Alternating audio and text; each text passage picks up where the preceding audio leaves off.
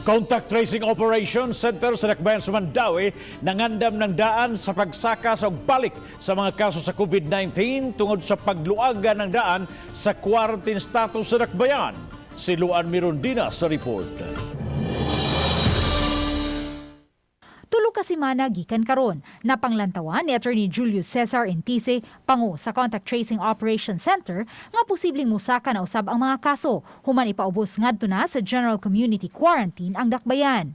Iyang gipasabot gikinahanglan nga paspas usab ang ilang himuong contact tracing. And so far as the city, Mandawi City contact tracers, they do contact tracings, they do now swabbing to help out in our swabbers para mas madali ang atong trabaho.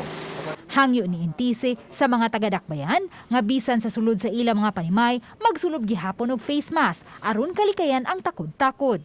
Iyang gihulagway nga ang Delta variant karon susama sa makatakod nga hangga nga mutakod pinaagi sa hangin. But even a few minutes lang in exposure because based on studies, the Delta variant is as contagious as a chickenpox. Uban ni Cleofer Lumayag, Luan Mirondina, Balitang Bisda.